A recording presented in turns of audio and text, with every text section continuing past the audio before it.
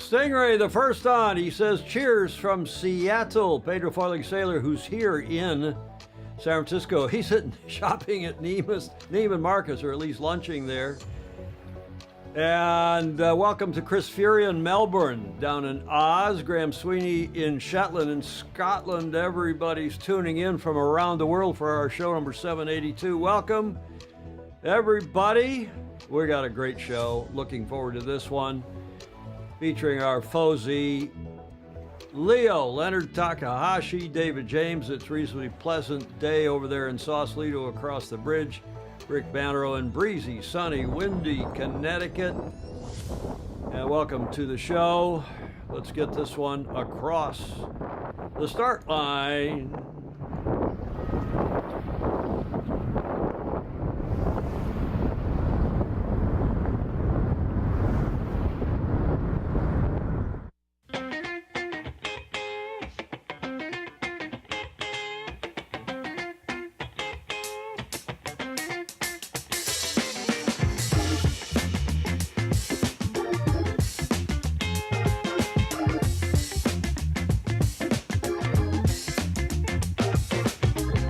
Show number 780. What's that slide say?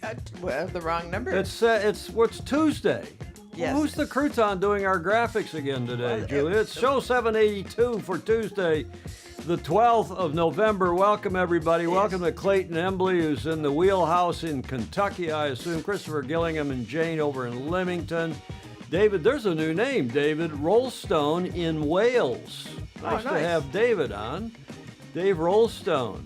And more as we get this one underway. Remembrance Sunday in the UK. Yesterday was Armistice Day, the end of World War I, celebrated here in the US now as Veterans Day, but just a bit of a pictorial think back of not only what's going on in terms of remembrance, but around the world. This, of course, is the Centograph in London. Remembrance Sunday commemorations, the annual holiday there, led by Her Majesty, or His Majesty, this time now, His Majesty King Charles III led the ceremony on Sunday. In France, for the first time since Winston Churchill was PM, British Prime Minister Starmer joined President Macron in France for a laying of the traditional wreath in Paris. Out in WA in Western Australia, they have the Eternal Flame there in Kings Park. I've seen that, having lived in Perth back in the day in the 86, 87 lead up to the Cup. It's a fabulous park and a very nice commemoration that they have there annually as well. Up in O-Canada in Ottawa, the Canadian Tomb of the Unknown Soldier with the poppies, and more and more and more around the world, including in Hong Kong. They have a Centograph in central Hong Kong, and since the handover of Hong Kong, they've not had an official holiday, but still the Brits and some of the others gather around on Remembrance Day in honor of those who were lost or still serving. In our case, Veterans Day is in honor of those serving. Memorial Day at the beginning of our summer back in May is when we honor those who were fallen heroes, as it were.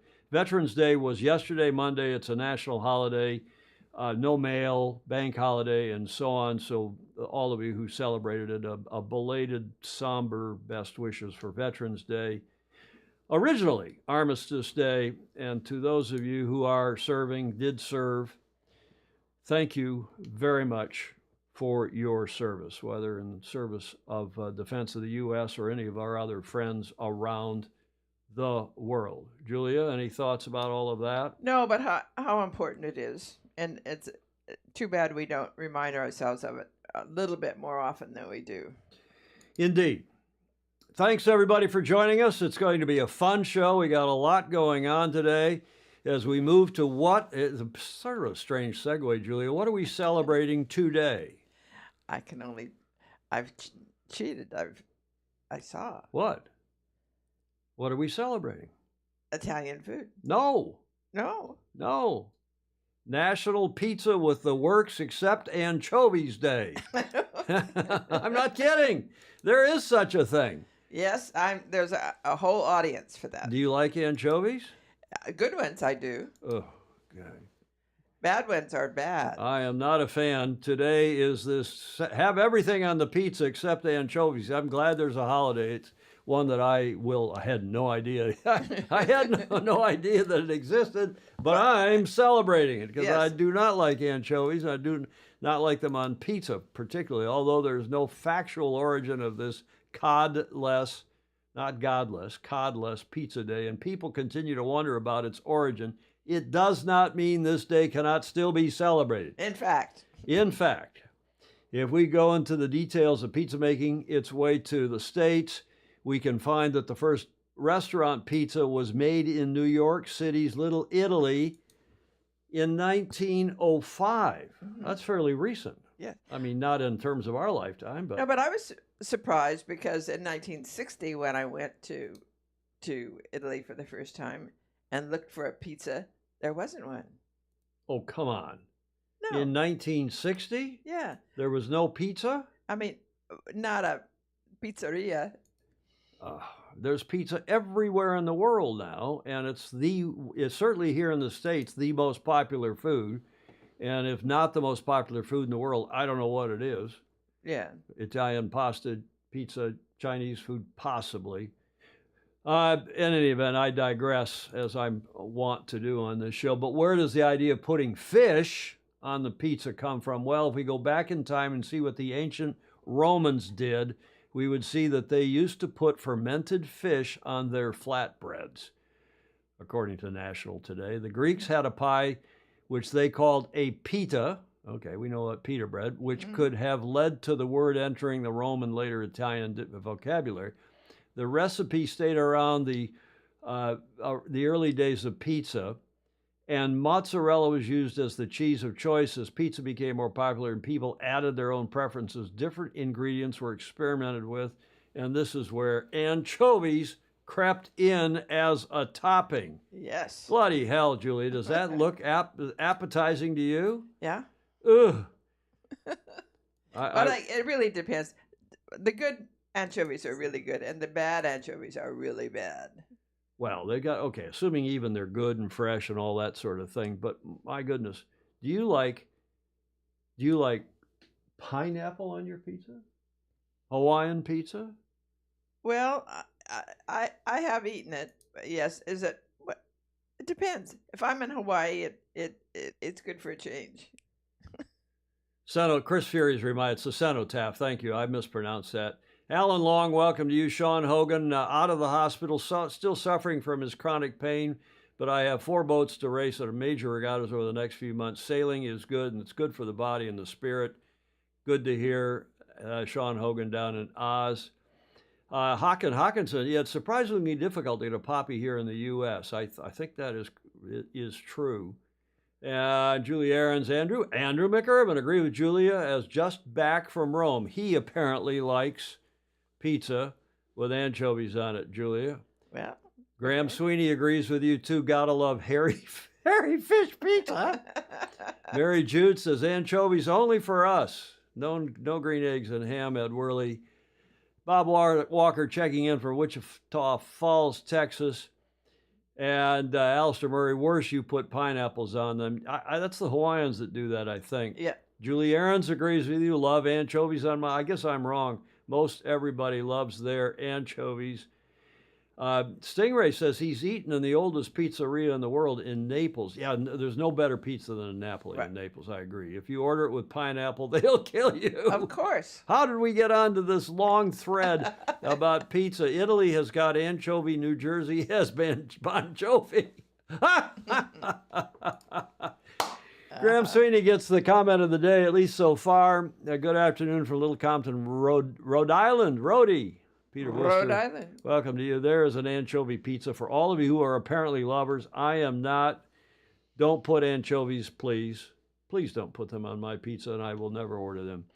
What are we also celebrating today? We always celebrate our FOSI, our patrons, via Patreon. Please join us.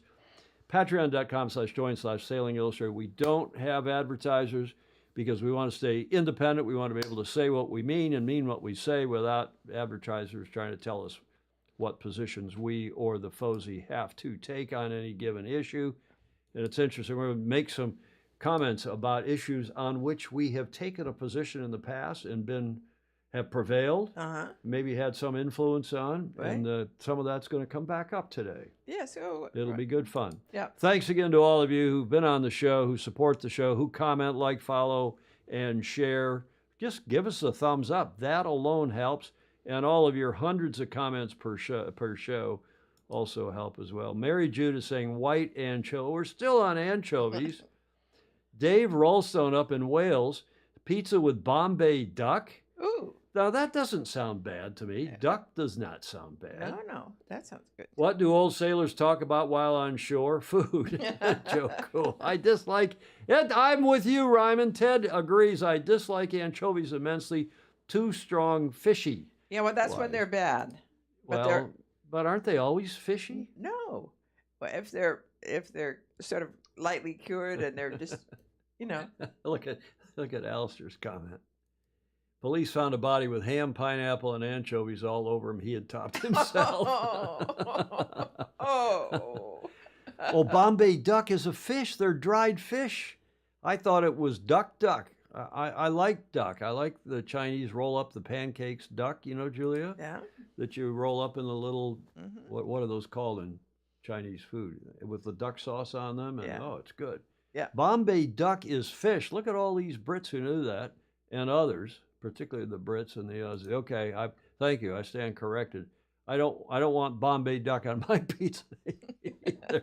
Okay, we have a Fozy Focus.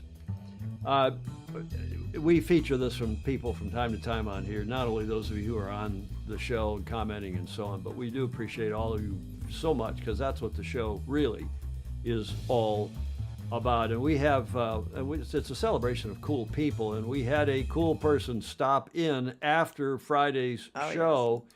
We told you during Friday's show that he had landed. Pedro Foiling Sailor, a.k.a. Peter Stevenson, had landed. He wasn't at the controls, but apparently he got up on the right seat afterwards and got a picture taken of him on that Qantas flight up from Sydney, landing here at SFO. And as soon as we got off the air, there was a knock here at the front door of the Beach Street Yacht Club, right? Right. And who was it, Julia? Pedro. It was Peter Stevenson, a.k.a. Pedro Foiling Sailor. What we've got here. Bearing gifts. Look, this is Yes. the squadron. Well, you were at the squadron with Ian Murray the other night. I was. This is not for you, Tom. This is for Julia. It's very, very, very Royal Sydney Yacht Squadron. Oh, how neat. Pinot Noir. Yeah. Ooh. Okay. That's actually champagne. That's Pinot Noir Chardonnay champagne. I'm not sure of the manufacturer of this, but it doesn't matter. It's drinkable. And there's also... It doesn't matter. It's typical Aussie. To match, that'll stay all right there, is the Squadron Shiraz. Oh, wow. Oh, wow. Okay, so that's for you to share with a friend. Oh, thank you. Okay. All good. That's it. You heard it here. It's in Studio B on Friday. What is this? The 8th of November, right? Thanks, Yes. Peter. Ooh, yes. Thank you very much. Julia, do you have anything to say? Oh, I thank you. and I think I like the double take too. So Peter's here. He's sitting here in studio with us, and right after the show, he brings us some wine. And those of you who are members of the Beach Street Yacht Club know, first of all, rule number 1, anyone who asks how to become a member is banned for life, right? Right. Commodore, you're a Commodore. And the initiation, if you are going to join, is to bring a bottle of your favorite spirit, a bottle of wine for the wine cellar here, such as it is the wine cooler, and to sing a song. Yes. Your song of your choice, and that's the initiation fee here at this fancy yacht club, and Peter was initiated. You have to realize. Waltzing Matilda, you'll come a waltzing Matilda with me, and his ghost may be heard as he can by the billabong. You'll come a waltzing Matilda with me. That's it. You know you love it. Would you like a Foster's? Ted Ryman is saying that's a major sucking up to Julia. Well done. Well done, Pedro. Julie Aarons loves her Shiraz. Well, you can see here behind me on the is the Shiraz, and I just wanted to show it because Peter did kindly bring it, and he's now a member of the Beach Street. We'd never met him in person. No. I hadn't. All these years. I feel as if I know him very well, but I've never laid eyes on him. And he befriended my late great mother, and my mother was enormously fond of him, and they talked back and forth online and maybe even on FaceTime. I can't remember, but it was a delight to have Peter here. He's in San Francisco for a family occasion, for a funeral of, I think, his brother-in-law, his sister. But look at this, and the wines. He also sent along Aquinas cap, Aquinas brought along with him, I should say, Aquinas key fob, keychain. And he must have either been in business or first, because he has Aquinas pajamas, which I'm going to wear sometime. I'm going to show up in the show, maybe when we do the Sidney Hobart. Yeah, exactly. The Sidney. As a singer, Pedro makes a good sailor, Alistair Murray is saying. And Pedro's on here. I'm off key. It was the banjo. It was the banjo player. And I wonder who the banjo player was, Julia. Yes, I wonder. A whole new meaning to Deliveroo. Graham Sweet. But wait, there's more, because he got in my believe. No one has ever. Oh, yes. No one has ever sat in this chair before, right? That's true. Nobody, not because it's anything special, but no one has ever gotten around the corner here and into the chair and into the production center, the heart of our control room, the hosting chair. But Peter immediately got into the chair and started measuring the Croutonic corner. The Croutonic corner. Look, it is a little bit tatty, and I think it might have to be upgraded. It's sort of... Oh, look at that. There's me best mate, Bobby. That just arrived on the Croutonic corner this afternoon. I wonder who brought that from Australia. I wonder how long that is, Bobby. Yes. Why is he measuring 6 inches? Huh? I don't know. I know. It's He's making a sexual joke. Oh. So here it is. Here is from Pedro Foiling Sailor, a.k.a. This is a full can of that beer. The empty one is for me because I'm no longer drinking. I don't know where that can's around here somewhere, but he brought a full can. And you know who Bob Hawks was, Julia? Yes. He was the PM in 1983 when they won the Cup. Right. When Australia won the Cup. And he's the one who famously said, any boss who fires somebody for missing the day after they had the big party across New Zealand, across Australia that night, Right. Any boss who fires somebody for not showing up at work is a bum. Yeah, I know. The Prime Minister, Bob Hawke, and we now have some Hawke beer. Gosh, that's Every sip gives back, it says here at the top of the one way or the other. Yeah. Every sip, is that fuckusing? I don't think it is. Every sip gives back. There it is. Hawke's Lager. I don't know whether to put that in the Croutonic corner. Here is the Royal Yacht Squadron marmalade that was brought by Andrew McIrvin, Mr. Doctor. Right. And yes, that qualified as your entry fee. He sang a song here late one night a few years ago. Jody Shields checking in. Alan Longwell, there's a male 6 inches and a female 6 inches. So Peter he's talking about a new Croutonic corner. We don't need a new Croutonic corner, as I told Peter. He's watching from somewhere in San Francisco. Here's the empty Foster's can he was flirting with you about, Julia. Yes. I don't know what to do with that either, but we'll keep it on set. All right, we're getting more and more stuff here, and we don't know where to put it all, thanks to all of you. Jody Shields, what'd you miss? You missed Peter Foiling Sailor here in studio after the show on Friday. And again, Noah, there he is in the chair. Yes. And he's no one has ever That's really true. sat in this chair, have they, Julia? Not even me. Not even you. Mm-mm. Well, you're welcome to it. I know. What do old sailors talk about while on shore? Joe Cool saying rum or alcohol and sex. Of course. Okay. Peter Stevenson was here in studio on Friday after the show, and it was a hoot. Yes, he is. A great guy. Nice to meet you in person, Peter. Very much appreciated all your kind gifts, including abs- the Qantas pajamas. Julia? Absolutely. It was wonderful. Yeah. Joe Holtzman thinks we have to build a double-decker tonic corner. A bunch of hoarders we are. Okay, just a show note. Coming up this Friday, we're very, very pleased to have the esteemed Britt Ward, the naval architect, chief naval architect, senior vice president, I don't remember what his title is, at FAR Yacht Design. More importantly, he was the technical director for New York Yacht Club's American Magic, just wrapped up in Barcelona for AC-37. And he may be spilling some beans, not necessarily about their campaign, but comparing and contrasting all of the yachts, all of the boats for us on Friday. Should be a special show. I hope you Yes. can join us for that. Then next Tuesday, a week from today, we have another equally esteemed Fozy, whose photos we've been using in the show. We've never had her on the show. She's preparing some videos and photo slides for us. Sharon Green from Hamilton, the Royal Hamilton Yacht Club in Canada. And her dad, the late date Don Green, was a superb sailor and a superb contributor to the sport. And Sharon has a company called Ultimate Sailing, and she produces, we showed you on the Friday show, the Ultimate Sailing calendar Yes. each year, and it's got pictures of hers keyed to each month, keyed to sailing events around the world. She is a superb snapper, as is Absolutely. Graham Sweeney, as any number of others that we've had on the show. Who else have we had on the show? Superb snappers. Daniel Forster, Right. and others. Mhm. So we'll look forward to having next Tuesday, Fozy Sharon Green will be on. She is living now, Julia, down your way, down in Santa Barbara, Good for her. where you grew up and near where you grew up in Carpinteria. Carpinteria. Carpinteria. Carpinteria. Yeah. Oh, P-I-N? Yeah. Carpin. Yeah. Carpinteria. Yeah.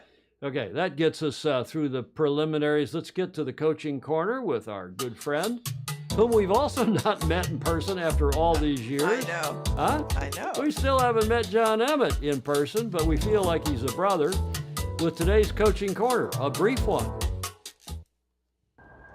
Hi, Tom, Julia, and all the Fozy. Very warm welcome to John Emmett's Coaching Corner. And today we're going to talk about injury. And I think really there's three types. The first is the acute injury, which is that sharp stabbing pain. For example, when you sprain or strain an ankle and you need to stop exercise absolutely immediately, because the longer you leave it to stop, the more damage you're going to do, longer it's going to take to recover. The second is where we have a chronic injury, and that's where you have some discomfort when you're doing sport. A good example is where you've got a muscle weakness, or perhaps more accurately, a muscle imbalance. So you have that lower back pain because your core's not strong enough. If you ignore that, then maybe a decade later you find yourself having lower back surgery, a disc removed, all this stuff that you really don't want. And the third is DOMS, which is just showing you've worked really hard and actually you just need to have a little rest. And when you have that delayed onset muscle soreness, you shouldn't be training while you still have that soreness. And that is it for today's Coaching Corner. Any questions? Always happy to answer them. And please tell me what you'd like to see in future Coaching Corners. He looks a little bit like the Fuzzy Fozy, like Rick Bannero when he had his beard. I'm suspicious of the hat Gruber is saying. Steve says, did Lily cut his hair again? John Emmett with a little Mr. Doctoring advice on injury. The guy's expert, nice as you to know. And he's of course, I'm sure he's right. And of course, how many of us follow that advice? I do. Do you? Yeah. Well, you're wise. You're smarter than I. Most of us guys just press on regardless, as if, you know, quienes mas macho, right? John Emmett, Coaching Corner. Thanks, John, for that. Another Fozy. This is a show about Fozies today. Leonard Good. Takahashi, Leo. That's great. Ryman agreeing. Anything John posts is cool. Graham Sweeney, we need poo stick. Yeah, I never saw who won that poo stick race that he ran a poo stick race. Remember, he dropped the sticks out of Right. the Winnie the Pooh bridge. Yep. And then we never saw what the result was, whether it was I the wonder big... if he did. Well, he must have. Well, the big stick or the little stick? We better ask John. There were little ones. There were several of them, weren't there? I think he just dropped two, but maybe I thought maybe not. We'll have to check. Let's check in. Speaking of checking, on the Vendée Globe that started Sunday afternoon, 13:02 CET, the 10th edition thereof in Les Sables d'Olonne, France. And it's been there's again we use this expression, or I do.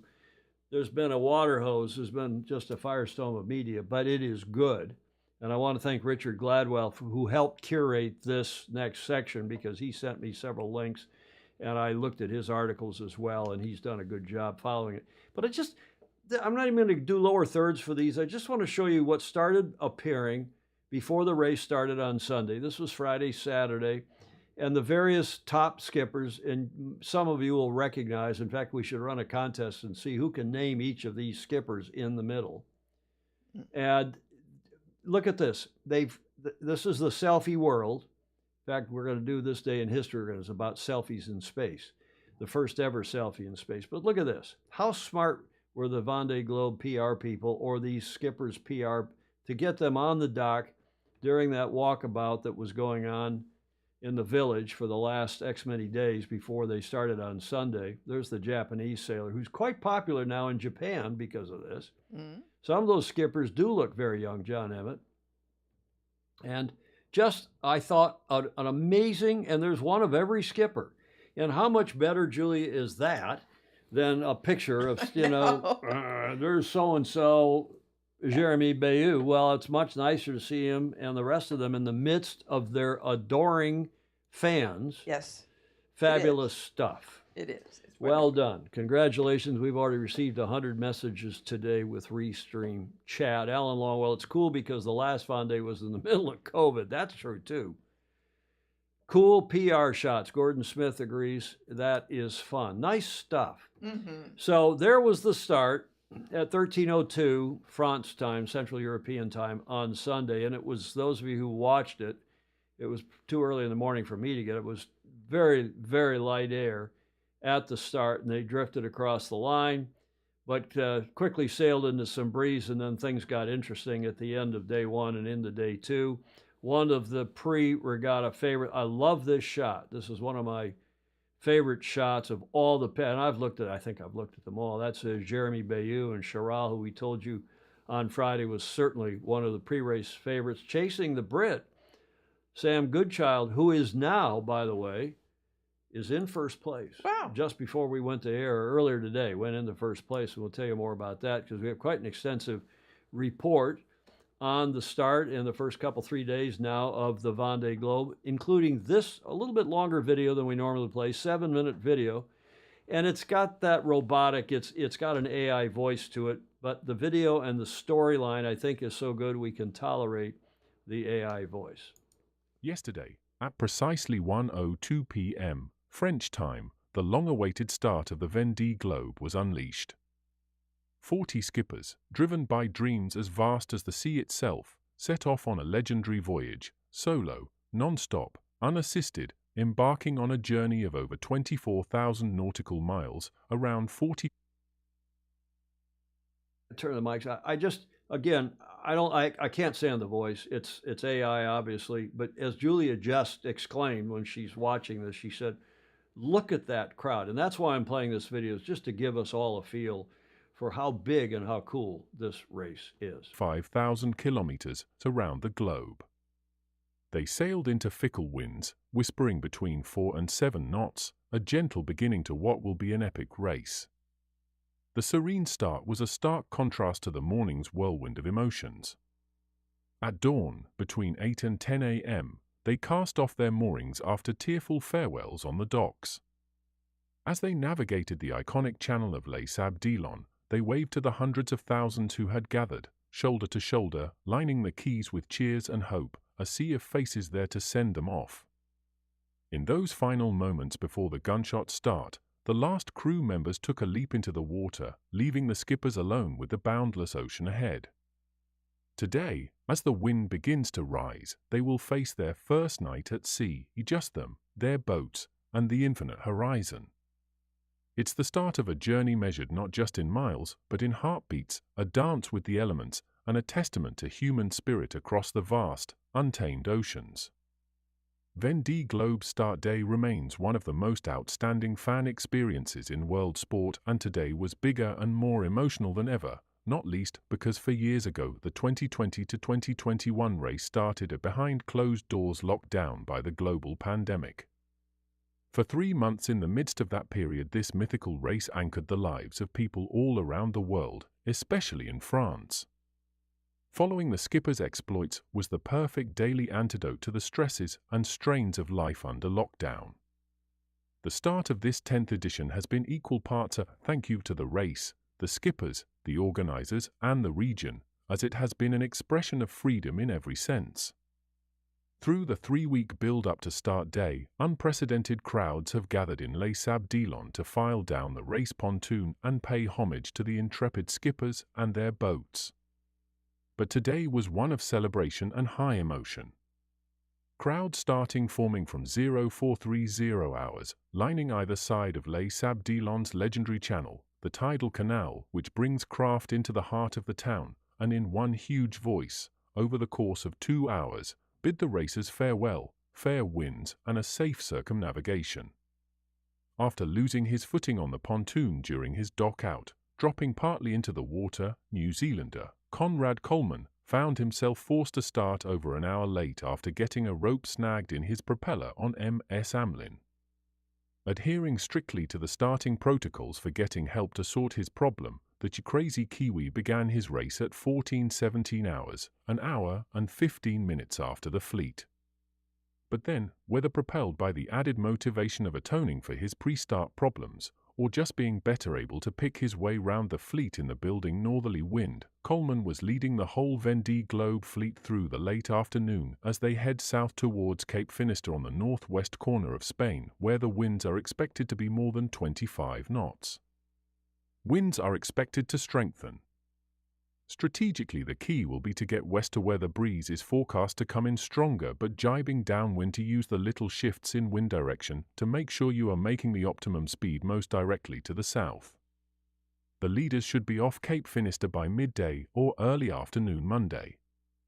Pip Hare of Great Britain, Medalia said, "I'm pumped, absolutely pumped. I think everyone just wants to get away safely, that's all we can ask. We know the breeze will build and we'll be able to get sailing. It's better this at the start than 30 knots of wind. The atmosphere is amazing and the welcome is brilliant from all these people here. It makes me feel good and it's a great vibe. It feels like everyone feels like I do and has the same sense of excitement and love for the sport, and they all want me to do well. It is just the most incredible experience." Szabolcs Wiers of Hungary, on New Europe, I was very excited last night. I wouldn't say that I slept well, but I know that before a race I won't sleep. So I had a good sleep one night before, and now I'm well rested and really looking forward to the start and being alone on the sea. The weather is quite nice. It's perfect for the spectators, with light breeze so everyone can follow us. After that I hope we can get some good wind and go straight to the south. Kiwi Conrad Coleman on MS Amlin. This is an incredible day, and it marks the end of an insane and incredible journey that has brought me here. Just getting this boat and this team to the start line today was 3 years of really non-stop work. It's an incredible chapter of my life. I'm very excited about it, very proud of it, and now I can't wait to get going. Oliver here, from Switzerland sailing Tuck Gut. It's very special here and very intense. You have to savor this moment. We've all worked very hard to be here and it's all culminating here now. I have very strong feelings inside. For years ago I was on Hugo Boss with Alex Thompson in the channel, so I kind of know what it is. It will be very special and a memory to keep inside. When it gets difficult in the race, it will be good to think back to this moment. Sam Davies, Initiatives Car. I slept surprisingly well for the eve of the Vendée Globe. I can't wait to set off. I'm delighted to be one of the first to leave the pontoon. I'm going to have a little nap before the start and then work on the weather with my team. I'm really looking forward to this evening out in the open sea, under the big Jenica, going all out, but the atmosphere is really incredible. There are people everywhere. D-Day is always a bit stressful, but I'm storing up all the energy here for the difficult times ahead.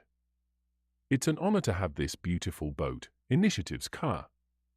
I'm proud because we've worked hard and achieved some good results over the past 2 seasons, but I'm not putting too much pressure on myself either because it's a huge opportunity.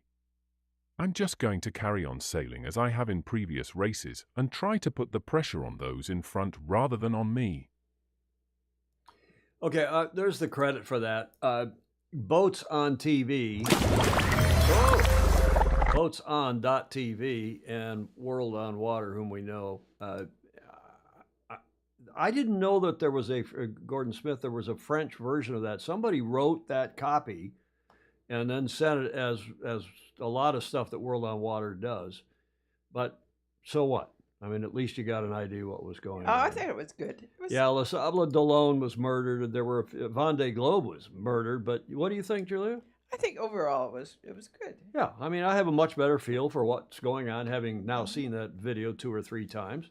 Yeah. But let's dig in here some more, because as we said, the early leader, for a moment, the Kiwi American led for after he had his problems at the start. I'll tell you more about that in a moment.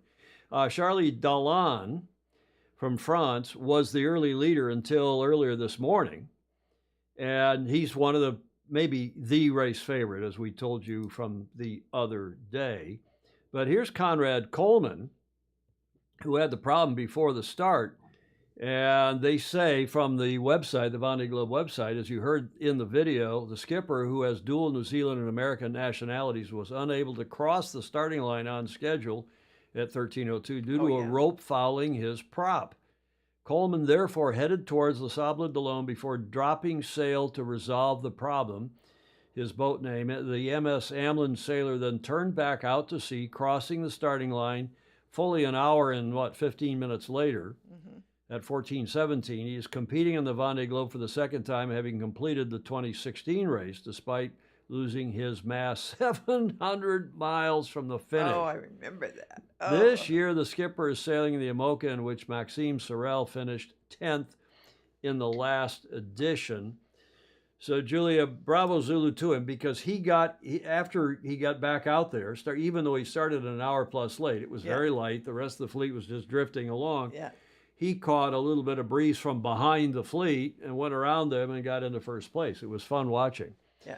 So that's how he got into the lead. He's now been passed. But before we leave Conrad Coleman, here's a video from his yacht from yesterday when he was having a crossing with, I can't remember who, but have a look. I had to slow my boat right down so you could get across. But I'm on port, as you can see, and so he's on port tack, so he's got to use the giveaway boat. So there we go. He's through. Exactly, now I'll lock up again. That's how they steer with the autopilot. Jet's going on my boat as well.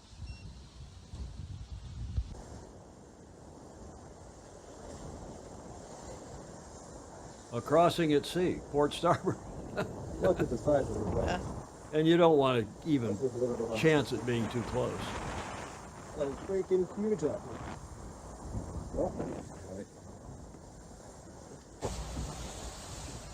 Those seas are big enough.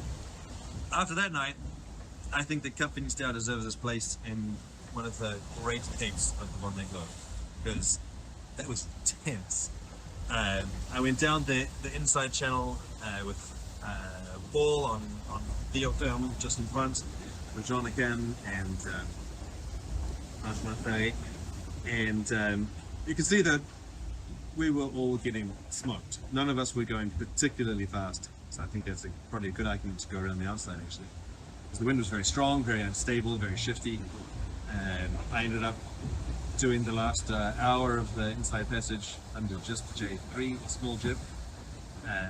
Because in the middle of a jibe, I had a small problem with the jet engine. So when it was blowing 36 knots, I didn't want to mess around on the foredeck and try and get it down. So I decided that prudence was the best plan. and took it slowly in the strong wind, and then just like clockwork, the wind died away. I did my sail maneuver, jibed around, and then headed back into the strong flow, and then it just been hammering all day long, all night, all day. This is the first time I've had less than 20, well, that's 28 knots now. First time I've seen less than 30. And I just did the best jibe of my life. It was amazing. I was pretty scared, you know, the emotions were up to there, because if the jibe with this much wind goes wrong, then you can certainly break things. And it was just magic. So heavy. Cleanly got the main through, no dramas. Lots of stress, but no dramas. Oh man, I love this new coach route. Best invention. I love it. Means I can chill here, be clued into what's going on without getting punished. So anyway, that's the latest details. Wind should start dropping off, and we should be able to go faster in a more relaxed way soon. And in the meantime, see you on the water. I think we have a new contender for favorite. I mean, as much as we like Boris Herman, Yeah. but I think he is going to be popular as well, not only for his English language skills, but I think he looks like quite an interesting personality, don't you think? Yes. Huh? Yes. He looks like he's fun. He plans to be. Oh, well, he plans to be. Let's hope he stays in one piece and has a good go. Yes. Here, by the way, is the live tracker. We'll go back and look at it some more, but the leader is Sam Goodchild. We'll tell you about that in a moment. But it's just astonishing how much interest and excitement there is. Stingray's impressed that all the boats survived last night. Yes, it was breezy, and as you could see in that, a bit bumpy. And nice to see Conrad's I agree, Christopher Gillingham. I was impressed with this as well. Nice to see Conrad's performance checklist on the cabin hatch, right, to the left of his instrumentation there, Right. his autopilot. Wishing him fair winds. Hard Dodgers are the bomb down there. Alan Long is saying down at the bottom. Yep. And Andy Cox in Bermuda, bigger crowds on shore than the America's Cup. Approximately 50% of the French population follow the race. Most French news channels and media I read daily have several articles. Friends that live on the Riviera know nothing about sailing, but know all about the Vendée Globe. Bravo, bravo, Zulu, indeed. Indeed, indeed. Go Sam, John Emmett saying. Are these Imoca coach roofs able to withstand a dismasting? Wouldn't want to be stuck in there with a mast down. Good question, Graham Sweeney. And let's go back to another video. This from this morning. This is the daily report from Yachting World, Yachts and Yachting. And have a look at this video. The past 12 hours in the Vendée Globe have been absolutely fascinating as the boats exited the Bay of Biscay, round Cape Finisterre, and chose their side of the exclusion zone just off Finisterre. And we've seen Charlie Darlin, who was looking so strong previously, get caught by the two vulnerable boats of Sam Goodchild and Thomas Rouillon. And it is really showing how the boats are designed as to what angles they are taking in these downwind conditions. And it will really play out later in the race, watching these VMG angles, how fast a boat is going, but particularly how low a boat is going. And also there's a very interesting offshore angle being taken by Holcim PRB. So we're going to see how this all plays out. Let's take a look at the trackers. When we look on the race tracker, we can see that Sam Goodchild on Vulnerable has taken the lead, and while he's actually sailing a slower speed than Charlie Darlin, he's been able to use a deeper angle, which has put him into the lead. And if we look at the tracks, we can see this very obviously. Take a look at Charlie Darlin's here, where he's had to jibe a lot and is using higher angles, going faster, but the VMG is definitely favouring Sam Goodchild on Vulnerable.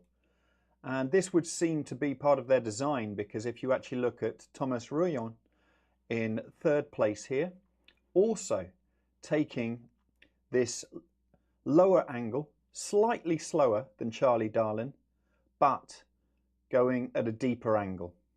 On the Initiative's Kura website, there is a fantastic animation which, as we can see from the start, there was very little deviation to start off with as the boats crossed the Bay of Biscay up to Cape Finisterre. But this is where things start to change. And if we go forward, this is 7 in the morning on Tuesday, French time. And you can see the angles here playing out between Charlie Darlin and Sam Goodchild. And if we take a look at them both together, we can see how those gains have been made. We have to just scroll back a bit here, because what this Initiative Kerr website does is it predicts where they're going to go as well. And so you can end up going beyond what has actually happened.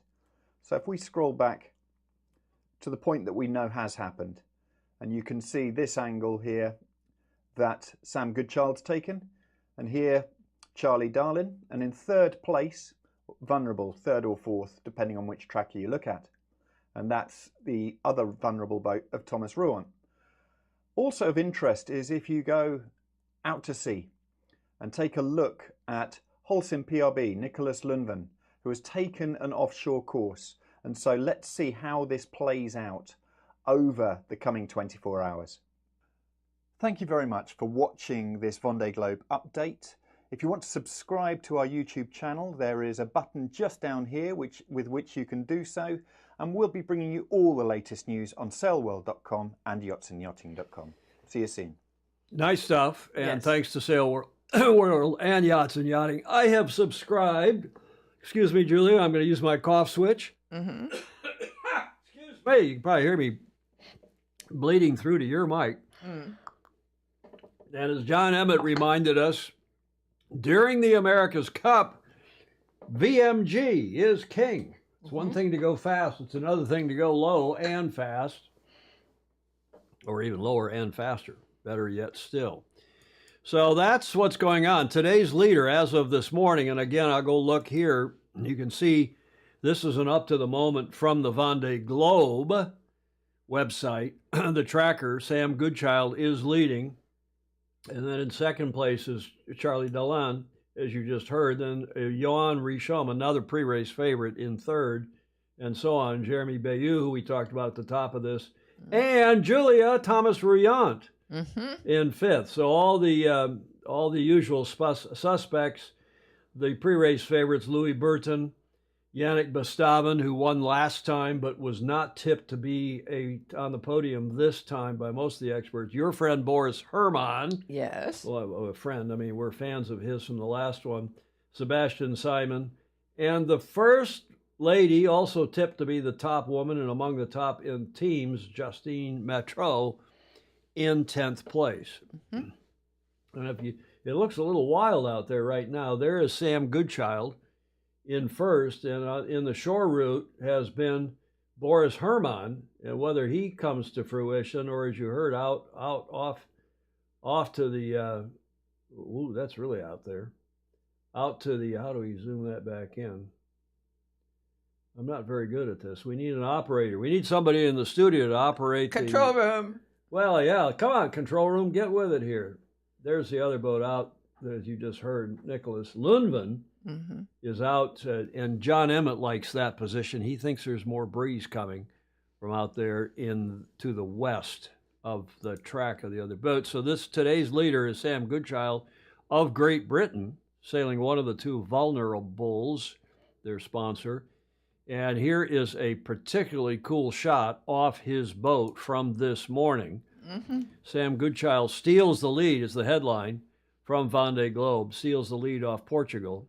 Britain's Sam Goodchild, Invulnerable, has taken the lead in the Vendée Globe solo race around the world as the leaders of the 40-boat fleet descend south down the Iberian Peninsula, passing the length of Portugal today. Goodchild, pursued by French ace Charlie Darlin, who is 22 nautical miles behind, was passing Lisbon this afternoon, French time, and should be at the latitude of Gibraltar tonight.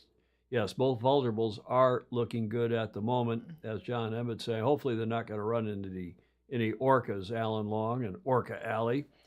The British skipper, that is Goodchild, who is racing his first Vendée, has benefited so far by taking a course slightly closer to the coast than Darlin and those chasing him.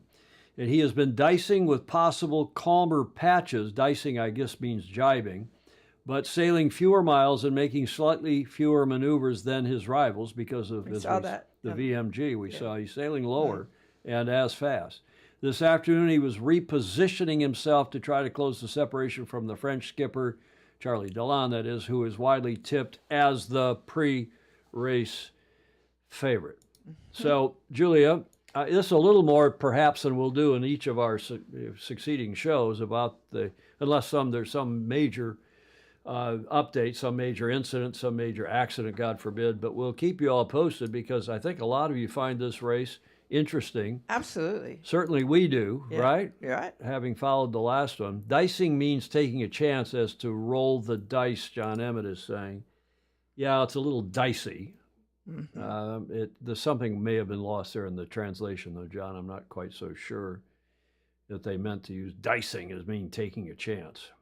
But perhaps they did. Yes. John Emmett, the linguist, he's also a cunning linguist, it sounds like, huh? Yes. Do they have data on everyone's position? We'll show you some more about that in the alternative tracking website as well. Here's Pip Hare from today. Just breaking into day 2 of the Vendée Globe. Just a little warning. I'm not going to tell you what day it is every day because I don't think I'm going to know after a while. So we are approaching Cape Finisterre and wind's starting to pick up. The sea state is starting to get a bit gnarly.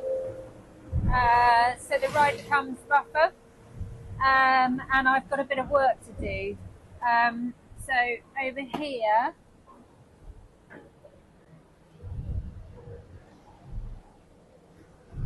you can see a load of kit that's been stacked there. So that's all my food, some of my clothes, and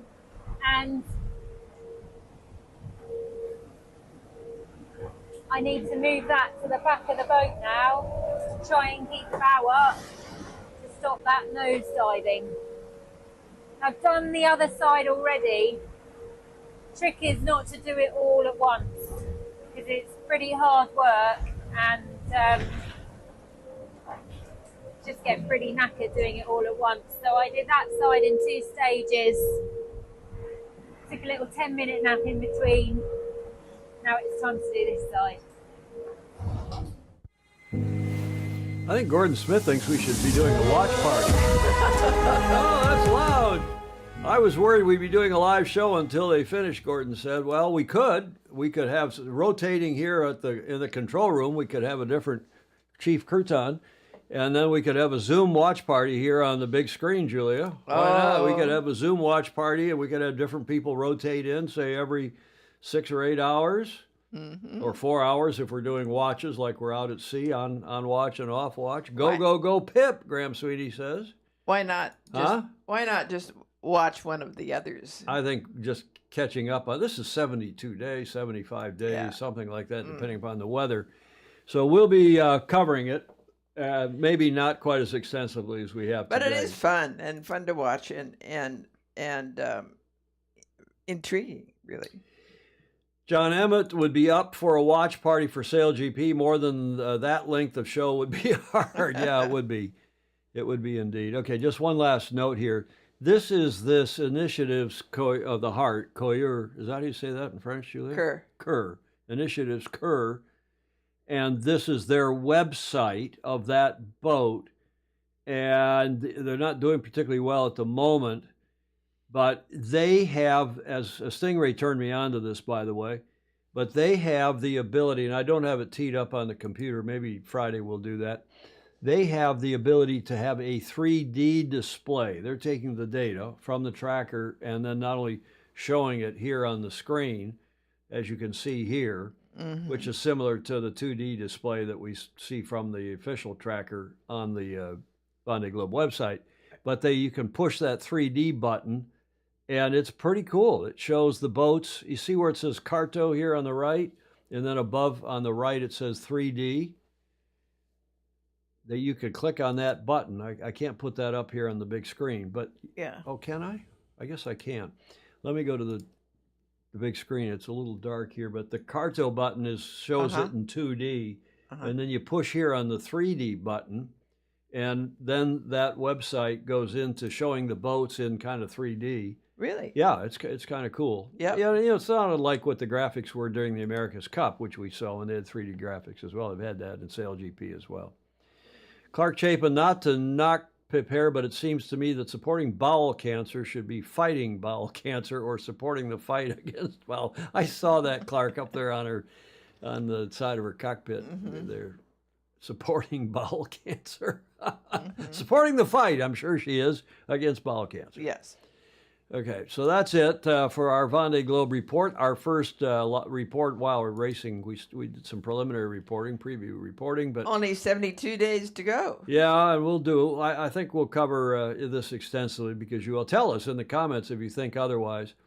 As you know, the race course, it's around the world, past the 3 Great Capes. Go down to see Ted Ryman there at Cape of Good Hope, and then around past Australia and Cape Lewin, the southwest corner, where the Indian Ocean meets the Southern Ocean, past the southern tip of NZL, or NZ as the locals would call it, Point Nemo, the furthest point on the globe from any other, apparently, land, and up through the Atlantic and past the doldrums and back into La Sable d'Olonne, which I can pronounce better than the AI guy did, but just barely.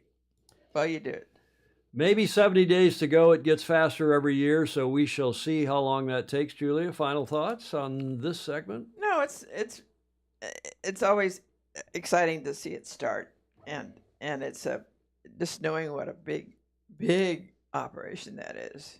And I don't know the answer to Gordon Smith's question. He's asking, can they see each other? And I assume they can. Somebody, maybe Stingray or somebody will dig into the rules, but they're able to talk to their shore teams about weather and about routing.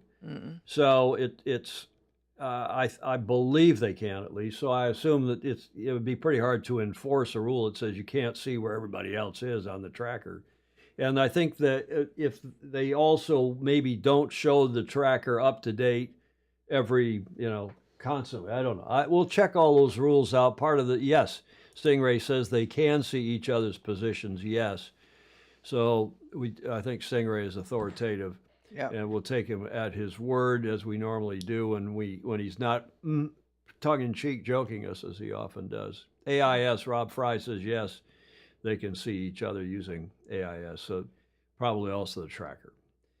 Yeah, I mean, their instrumentation on board, they can't be asleep and not know where the other boats are. They might crash into each other. Yeah. I mean, so I think that's, and it's amazing how even when I was executive director of USRU back in the 80s, there was a lot of disdain is probably the word, a lot of dismay toward single. You got to lean back to your left, Julia. The leaning tower. There you go.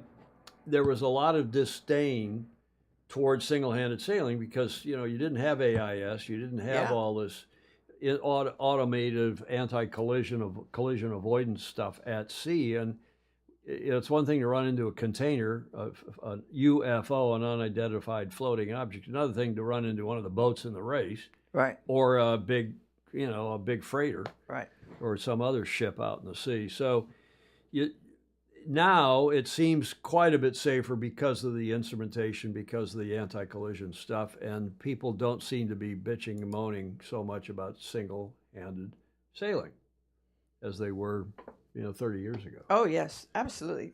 Oh, I just flashed on. I was on the helm late at night, and sort of hypnotized, and almost ran into a flotilla of fishing boats. Where? Off the coast of South America. Oh dear. And they. Were you alone? Everybody else was asleep? Yep. How many of you on the boat? 3. 3. And they. We were big enough and slow enough so that they saw us coming in. They scattered. They scattered. and I mean, I was really almost upon them when I discovered that was going on. Oh. Rob Fry says he believes they have no active routing assistance from shore. Okay, so no active routing assistance. They can consult their teams, though, if they have a technical problem. I know they can do that. So whether they can consult their teams about weather, whether they have any routing assistance, whether they have to do all that aboard single-handed sailing, we'll see. Steve Gruber says, TFE, are you sure they have routing help from onshore? I thought not. Again, let's ask Steve and Stingray and the other experts here to go dig into that. I think Rob Fry may be right, so we'll learn together as we go along. The Brits and the French have been championing single-handed ocean racing for quite a while. Graham Sweeney says yes. Rob Fry agrees, yes, they can have tech assistance. Whether they can have weather and routing assistance, it's not clear, at least not so far, but I'm sure some. But no, Stingray says no routing weather is allowed to reach them. Okay. Yeah, and Alan Long said before that I have to go back to read it. Uh-oh, Julia. He said, interesting. There is no internet on board, but I think access is regulated, so they all have the same information. Right. Is that the comment you were? Okay. Mm-hmm. Thank you for that, Julia. And Alan Long, let's switch ahead here, push ahead to this day in history. In only 1966. It seems to me like it was 100 years ago. I don't know why. But it seems like a long time ago that this took place, Julia. Mm-hmm. That's your one and only clue. I mentioned about selfies earlier when we saw those pictures at the on shore with the fans, the adoring fans. Mm-hmm. This is the first space selfie. 1966, Buzz Aldrin takes the first space selfie, a photo of himself performing EVA, extravehicular activity in space during the Gemini program, which is the two-person flights that was the precursor to Apollo, which, of course, were the three-person flights. Mm-hmm. Buzz Aldrin, who was a bit of a sailor, I heard him speak one time. I think it was at San Diego Yacht Club. Mm. He's the only living of those three who were on the moon in 1960, or at the moon. He moonwalked, but two of them went to the moon, and the third, Michael Collins, was up in the lunar orbiter. So Edwin Eugene Aldrin Jr., born in 1930, so he's 90-something. Mm-hmm. Is an American former astronaut, engineer, and fighter. He made 3 spacewalks as a pilot of the 66 Gemini 12 mission, the mission that he took that selfie, and was the lunar module Eagle pilot, the LEM. That was the module that went down to the surface of the moon in 69 on the Apollo 11 mission. He was the second person to walk on the moon after mission commander Neil Armstrong. And following the death of Michael Collins, who was left alone up in circling the moon and eating his heart out, I'm sure. Yeah. But he is the last, Buzz Aldrin, is the last surviving Apollo 11 crew member. Mm-hmm. While we're on this day in history, I thought we should also go back, because I had a call this morning from a FOSI that I thought I'd go back and have a look at maybe... In fact, when you Google somebody, if you Google Richard Gladwell, who's on here and has made some interesting comments. By the way, I missed a comment he made. He was on here as NZL. Where was it? I'm going to go back up to it because I remember now. It was quite an interesting comment. Where is that comment, Richard? He's talking about Conrad Coleman. Thank you, Richard. Sail World NZL. He's saying in the comments way above where we are now in the list. But I'm reading Conrad's short life story is that he was born in NZ. His parents were cruising in a yacht. His dad died after falling off a mast when Conrad was 3 months old. Ooh. This is the Kiwi American that we've been talking about. We saw his video. He was raised in NZ and then left for the USA. I think he's in Colorado. He's in the Rocky Mountains someplace. So I digress because I wanted to go back to that comment. But if you Google Richard Gladwell or Paul Henderson or any of the others, Mr. Dr. Andrew McIrvin, Andrew Pindar even, John Emmett, they all show up on Sailing Illustrated. The Good. Google search shows prominently their appearance. So I was Good. Googling one of our FOSI this morning because he called me this morning. And he was first on the show on December 11th, 2018, Julia.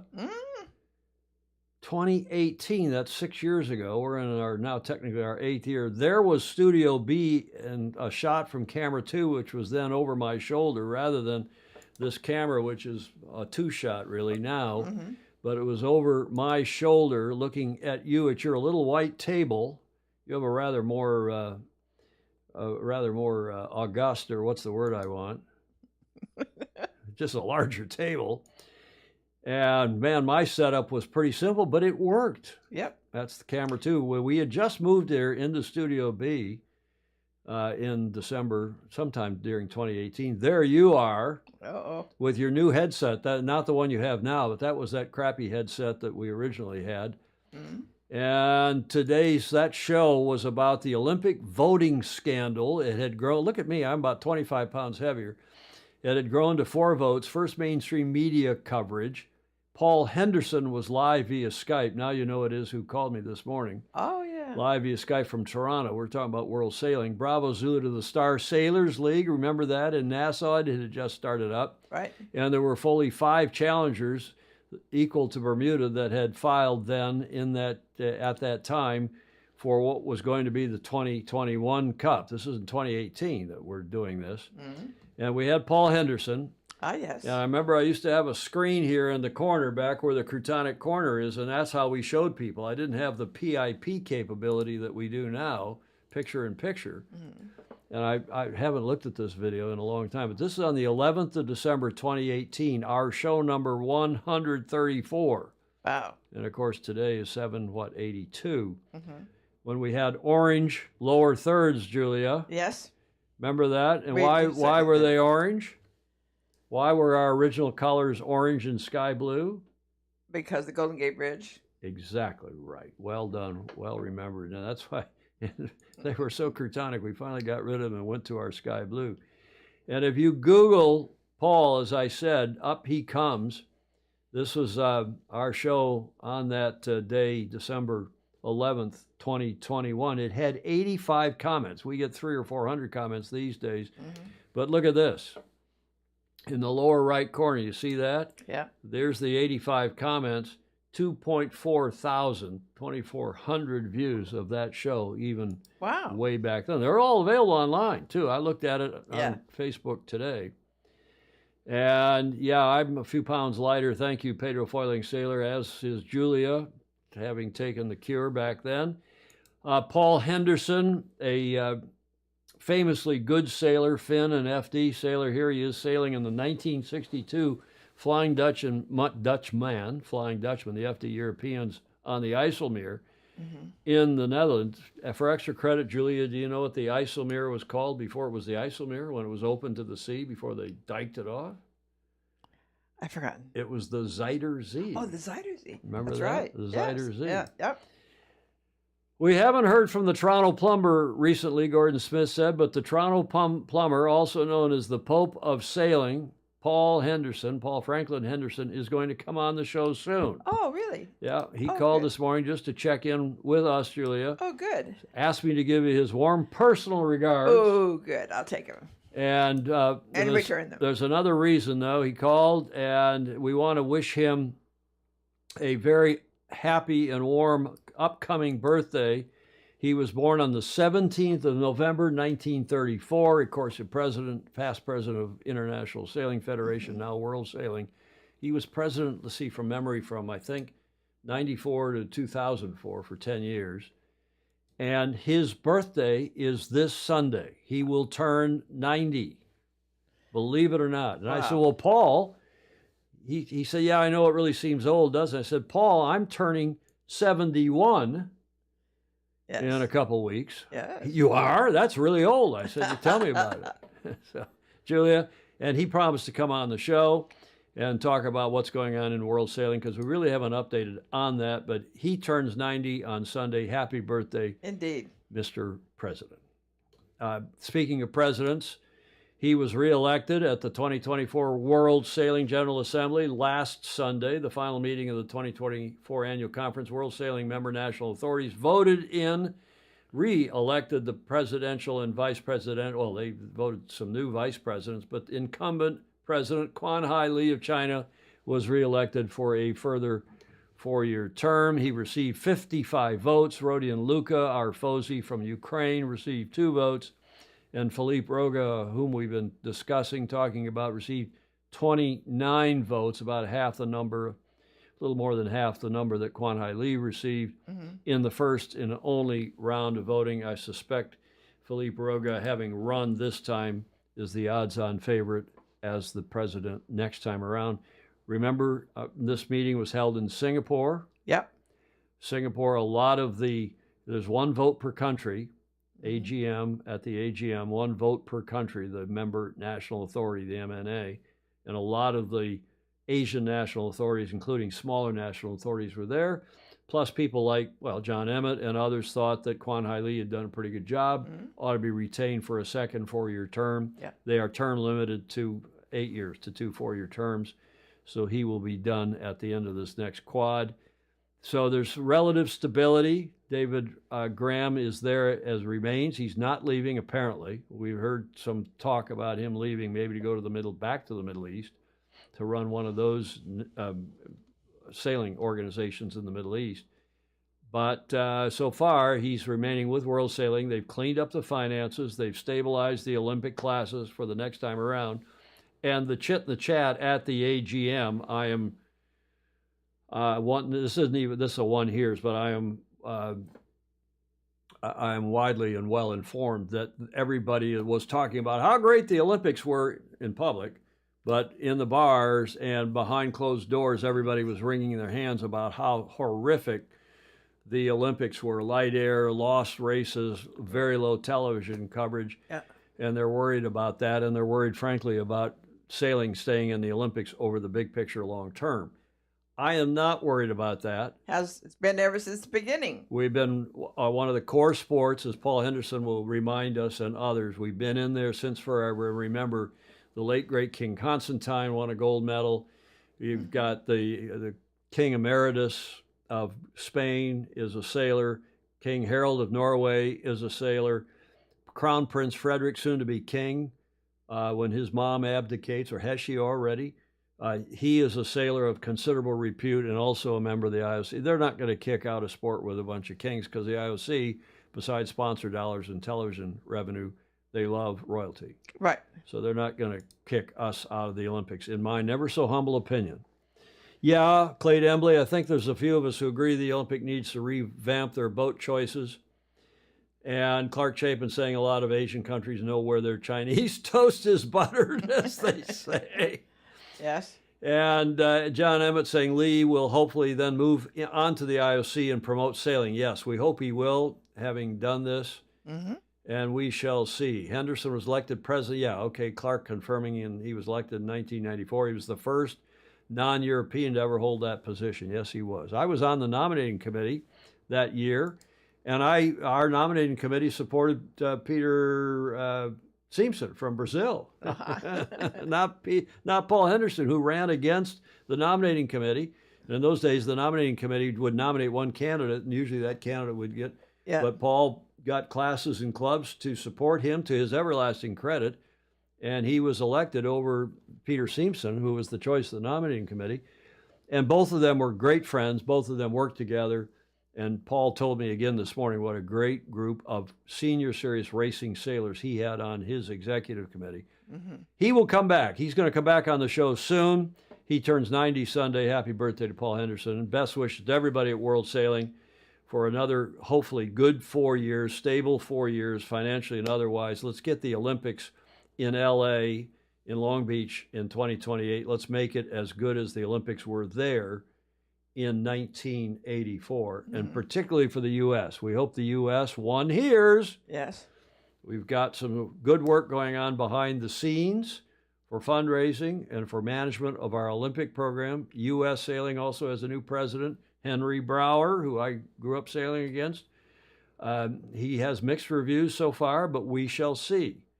we shall see how that all goes, but we're looking forward, as I'm sure all of you are, to a great Olympics in SoCal 2028.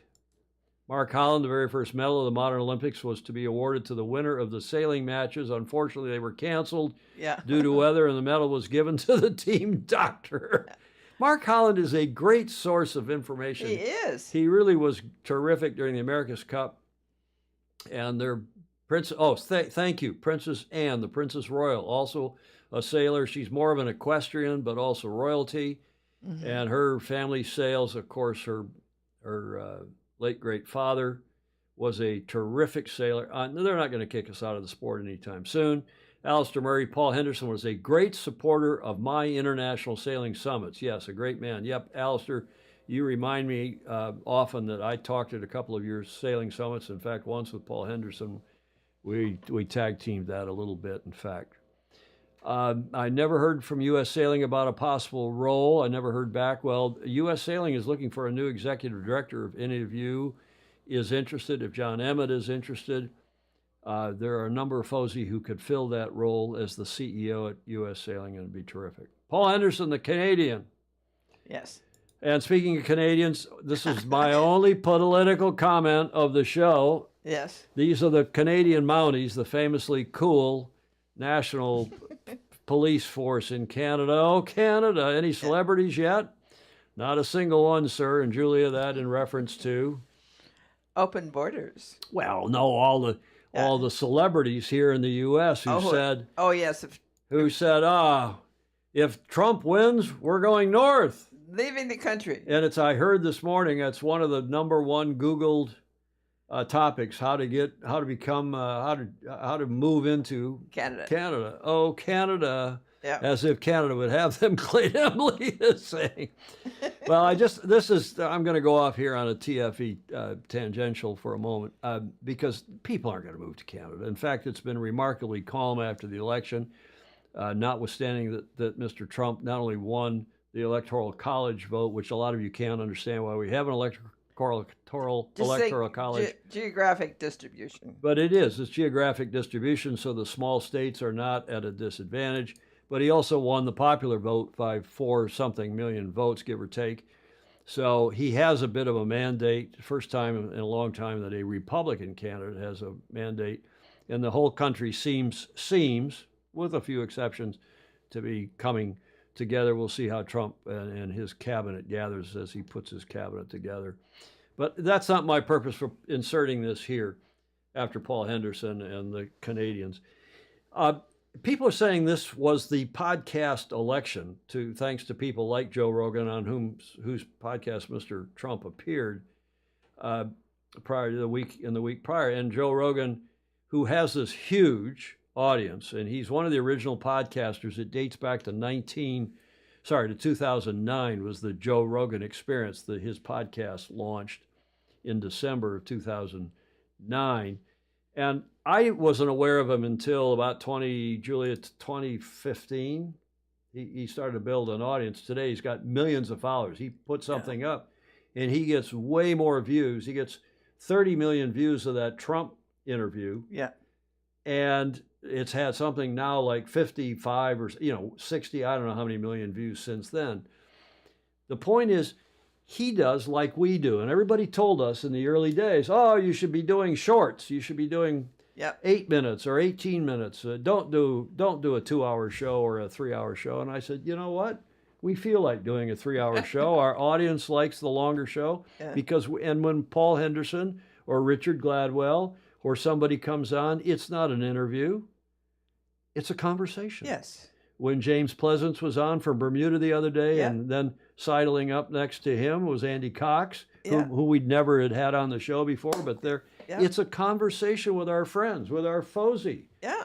And that's what Joe Rogan's success has been.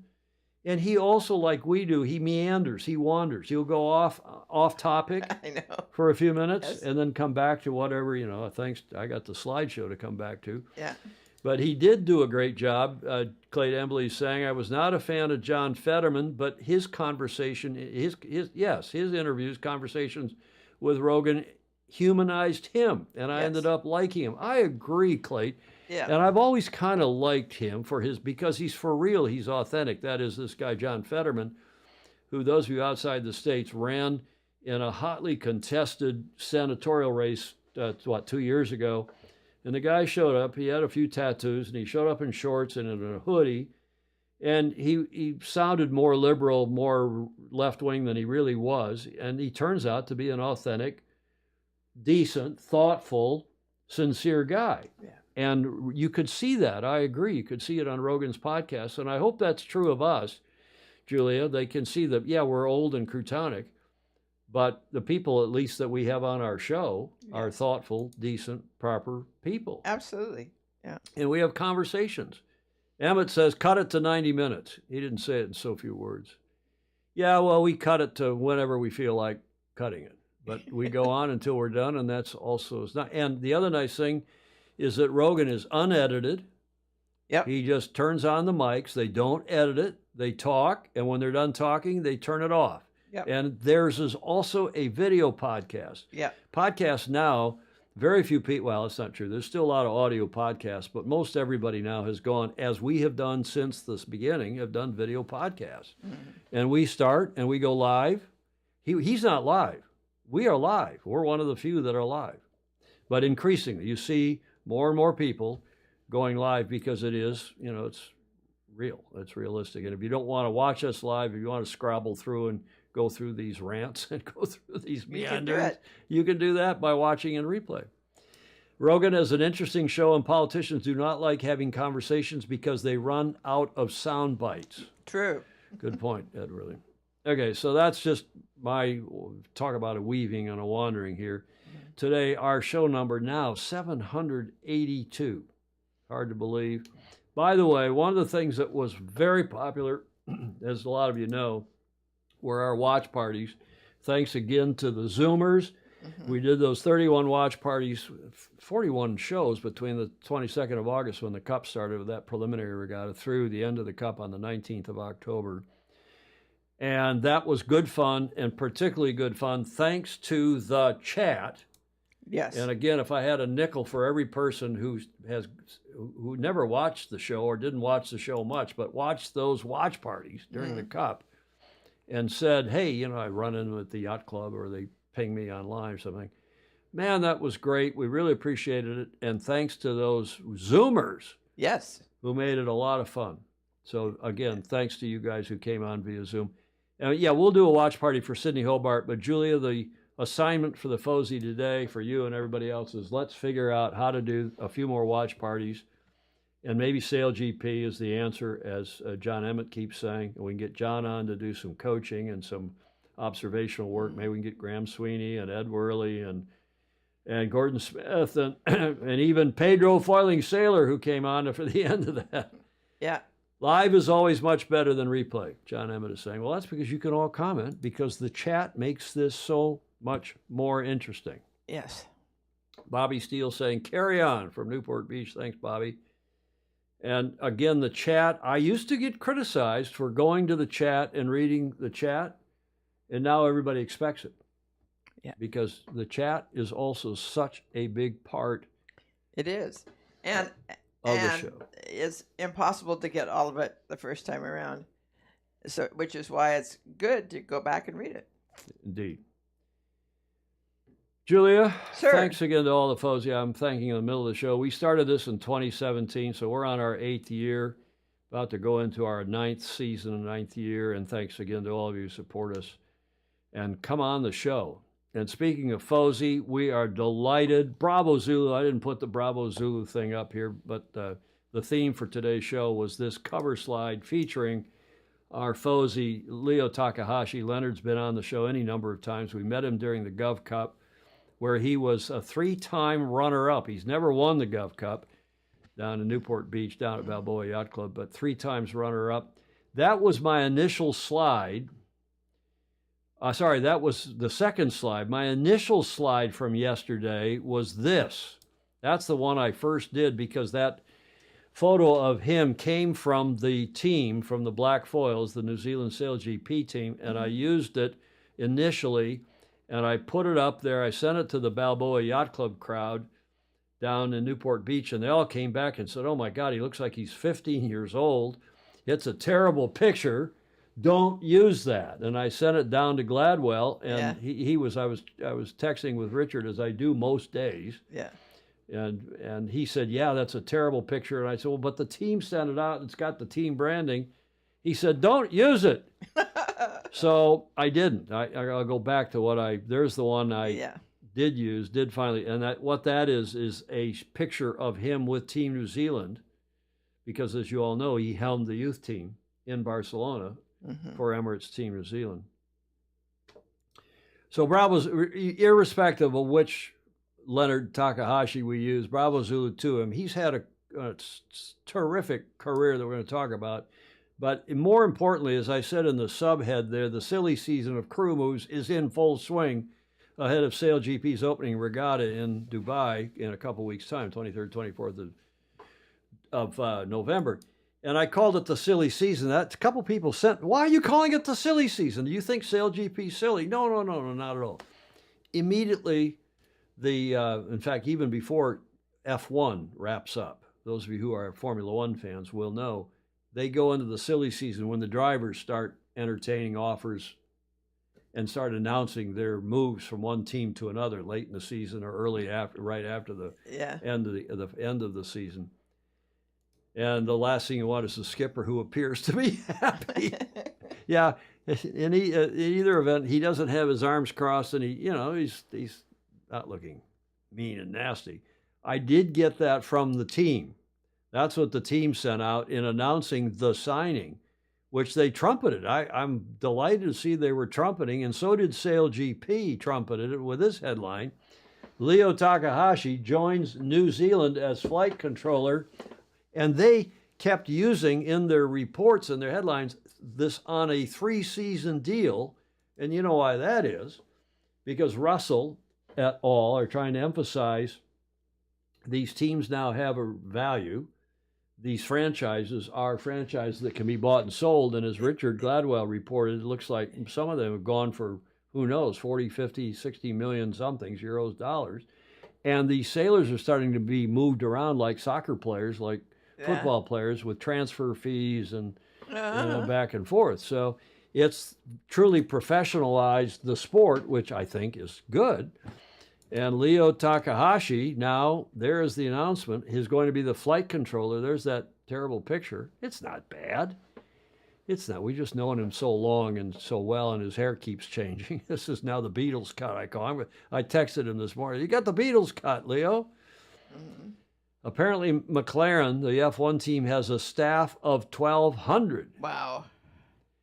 Stingray is saying happy is good, but please no singing Waltzing Matilda. Come on, Sting. So that's the news, and it's all over New Zealand as well. Here's the mainstream media. This is RNZ Radio New Zealand. Dream come true as Japan-born sailor joins New Zealand SailGP. And what a happy-looking Leo we have in this from Radio New Zealand. Mm-hmm. This is the headline from Richard Gladwell's esteemed publication, sail-world.com, and Richard wrote, SailGP, top match racer and Olympian adds new dimension to Kiwi SailGP and AC teams. Now you say, well, that's a bit strange. Why doesn't he talk about the 3-year contract? Because Richard is a bigger thinker than that. Mm-hmm. He's thinking about the sport. Mm-hmm. And bear with me, because when I get to the final paragraph of his article, which I'm excerpting his long article. He wrote a long article in his usual photo essays with pictures from Leo since he was sailing in the P class. Oh, great. I'm going to run these too. Yeah. But this is one of Richard's finest pieces for reasons I will show you at the end of this little screed here.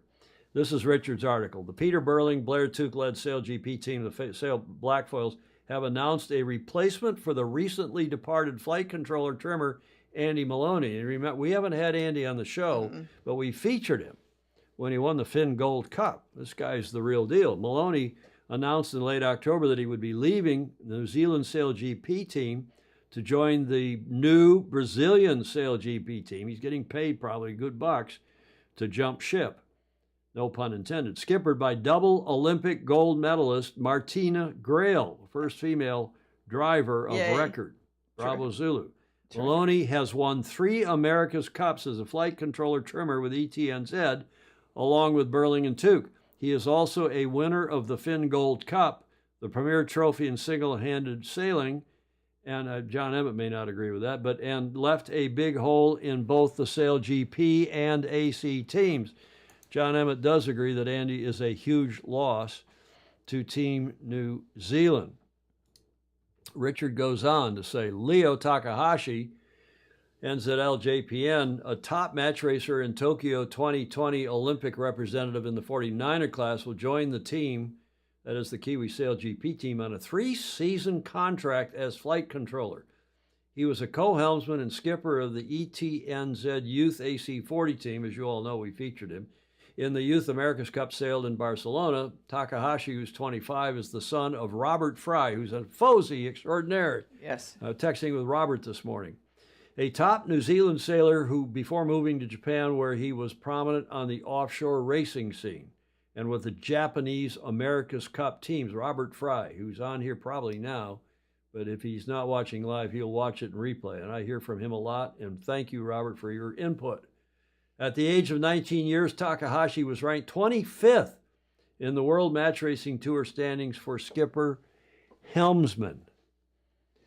So this is indeed a bit of the silly season because Brazil has also hired Leah McMillan, as Stingray is saying, and with the new teams having expanded simulator time, Maloney's addition to the Brazilian team may give them a big leg up among the new teams.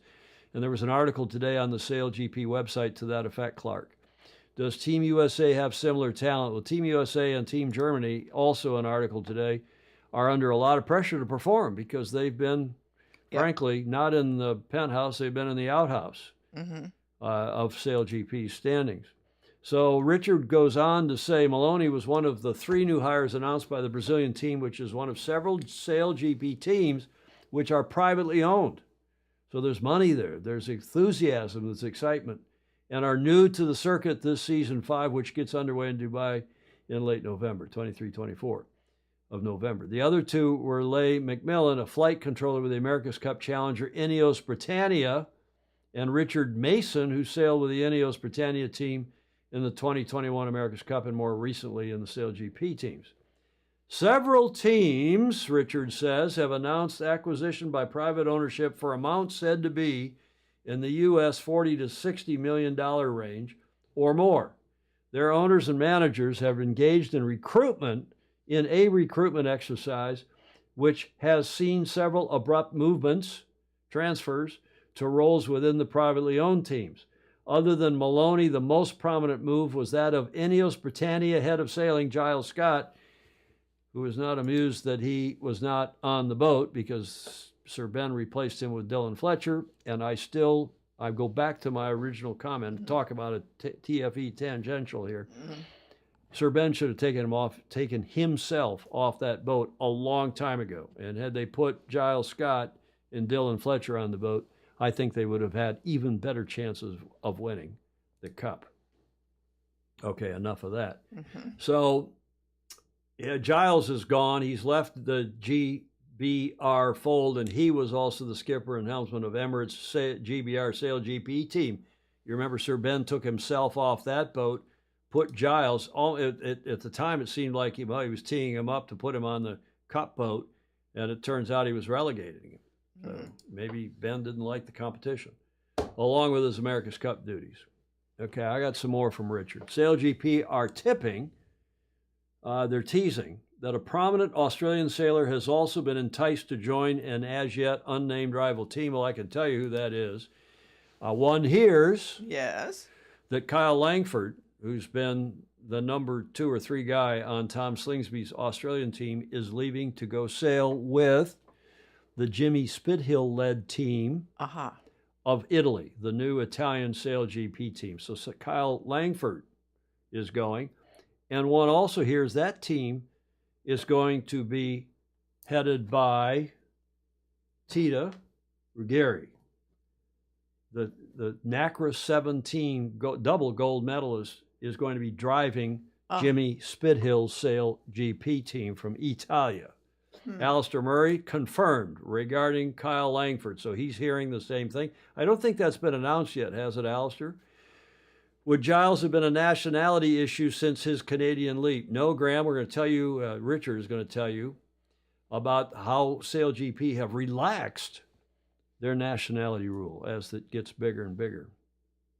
Clark Chapin, remember the words from the novel and movie North Dallas 40, which is about football, our American gridiron football. When the quarterback was negotiating with the team owner, quote, how come every time I say it's a game, you tell me that it's a business, and every time I say that it's a business, you tell me that it's only a game. Okay, let's go back to Richard's article. A feature in the second paragraph here on this page, on this slide, a feature of the recruitment has been the willingness of top Sail GP sailors to move to lower-ranked teams, prompting the America's Cup adage, quote, if you want the truth, follow the money, unquote, implying that generous pay packets are on offer and being accepted. And I think Richard's spot on. While Sail GP has had some tight nationality rules, get this, Graham Sweeney, these have been eased for Season 5, allowing three non-nationals to sail in a team, scaling back if total crew numbers are reduced for racing in lighter winds. The easing of nationality rules has facilitated the headhunting from Sail GP and America's Cup teams. The Cup teams are now in a state of limbo. The Cup teams are in a state of limbo with the announcement in the weekend that all sailing other than in the AC-41 designs would be prohibited for a period of 12 months. We told you that on Friday's show.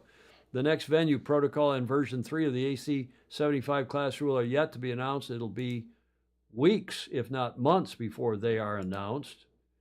The next America's Cup will be sailed in, Richard says, ta-da, 2027, which we told you on Friday. Yeah. A year later than initially indicated. Yeah. Let's carry on here. Richard's great article. A likely change to the crew rules for the America's Cup is likely to result in cyclors being replaced by battery power. Oh, good. But with the overall crew sailing numbers remaining the same.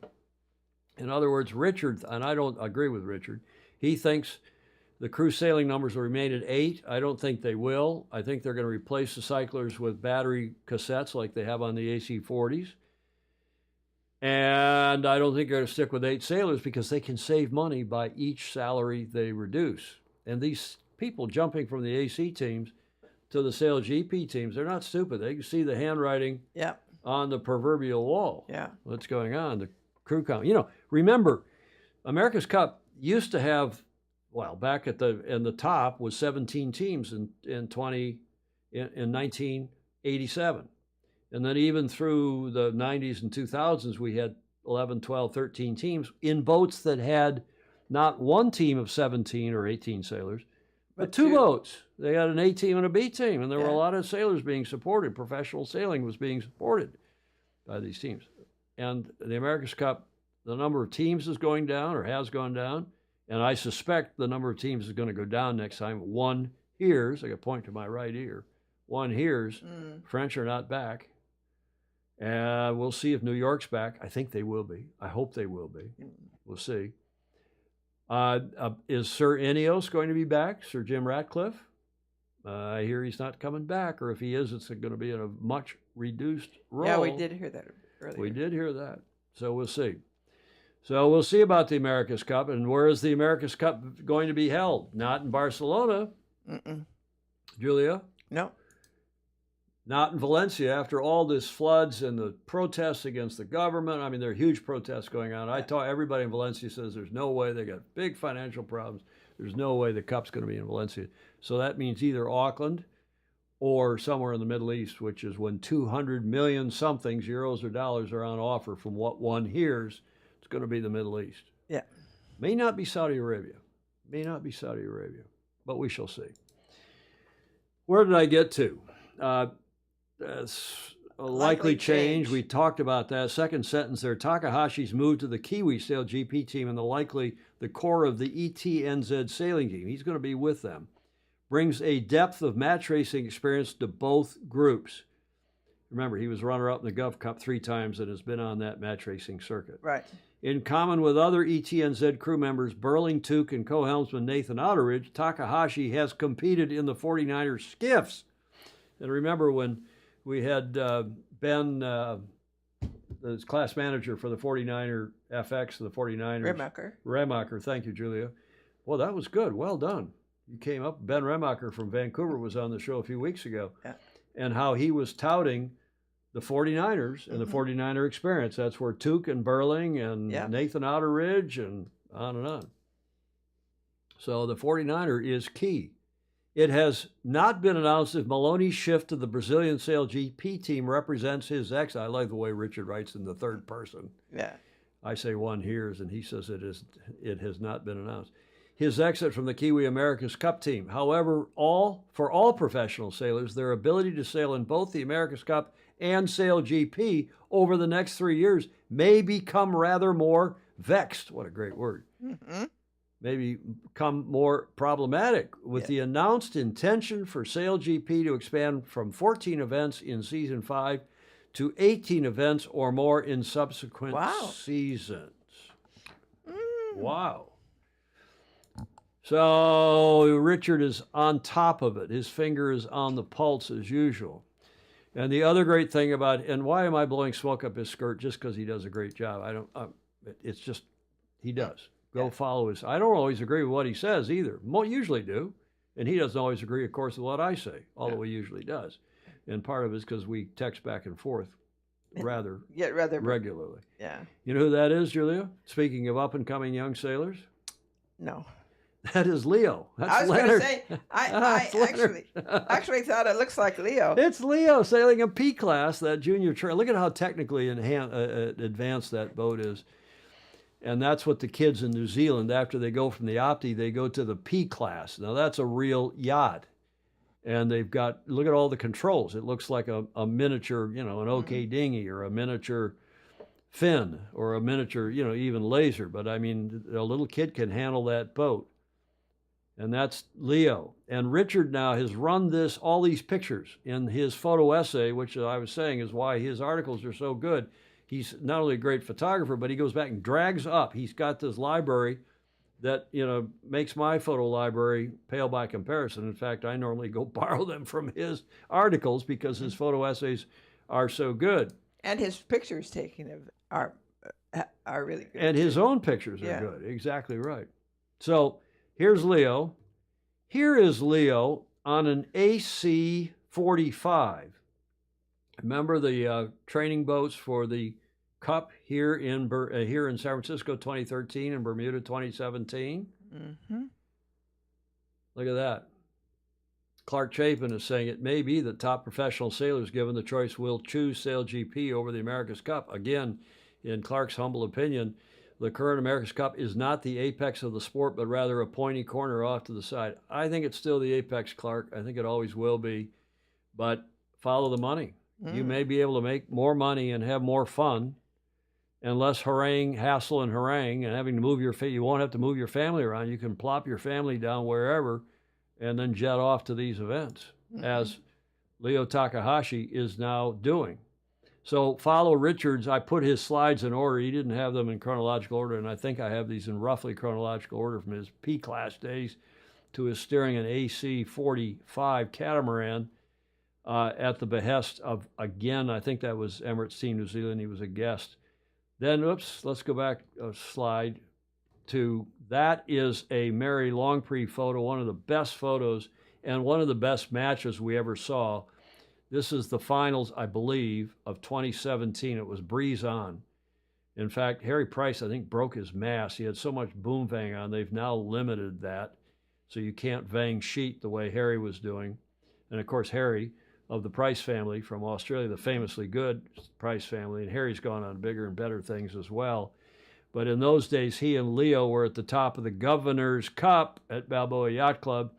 And then probably Leo's most famous photo up till now, another Mary Longpree photo, is Harry hitting in the pre-start the quarter, the starboard quarter, meaning aft corner of Leo's boat, and he didn't have his feet hooked onto the hiking straps, and the boat literally went out from underneath him, and Leonard went into the water in a photo that was picked up around the world. Yes. Mary Longpree, Bravo Zulu. Do you remember the Japanese SailGP team? Leo with his long hair, second from the left, was on that team, and you remember the guy in the middle with his arms crossed? Who are the two guys with their arms crossed? Leo, and he just won the America's Cup. It's Nate Outeridge. Oh. Nathan Outeridge. He was then the helm. He was the skipper of the Japanese SailGP team. Mm-hmm. And then he was recruited. He was recruited onto that team, but he ended up grinding. You know, Leonard is a slight, he's bigger and stronger now, but he was kind of a slight kid in those days. Then he was recruited by the American. He was was he flight controller? I think he was flight controller for a while on the American SailGP team. And then, of course, here he is with what Graham Sweeney famously called whack-a-mole racing, although this is the AC40. This is the Youth America's Cup team in Barcelona a few months ago.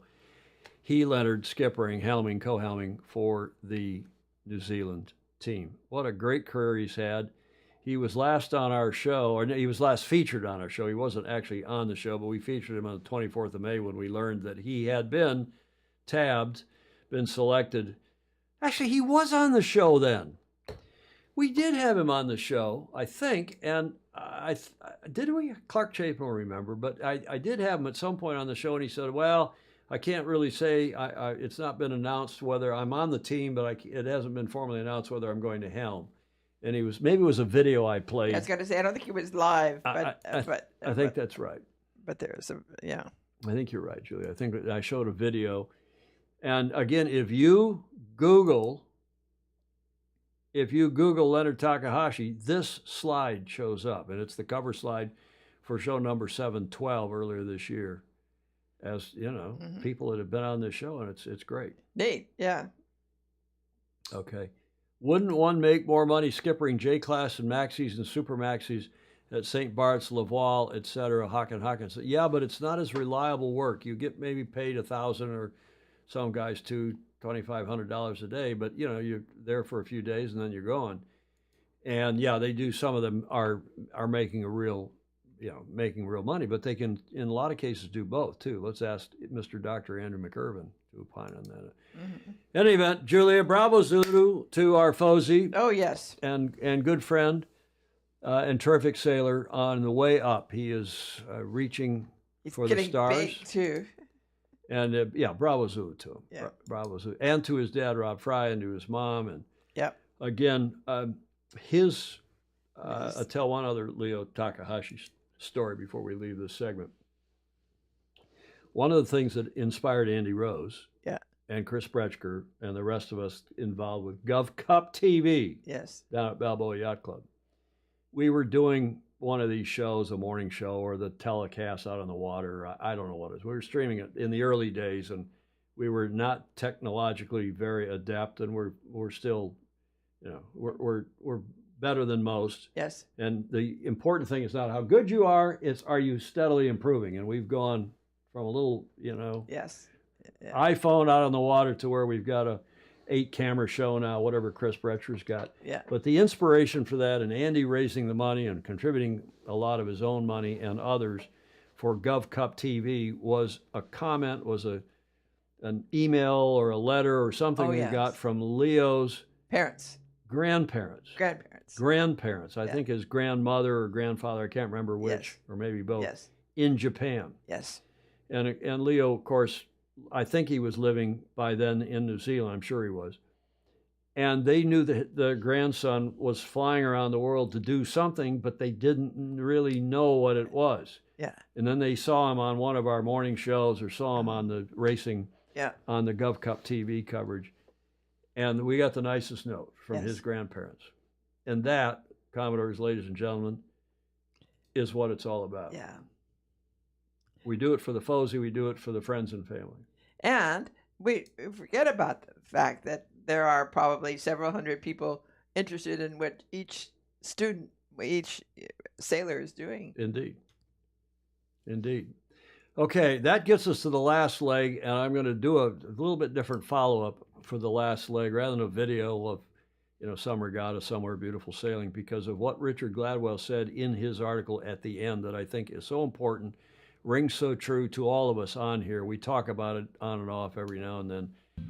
But this is, we haven't done one of these in a while, notable quotables. Remember that slide, Julia? Yeah. The notable quotables.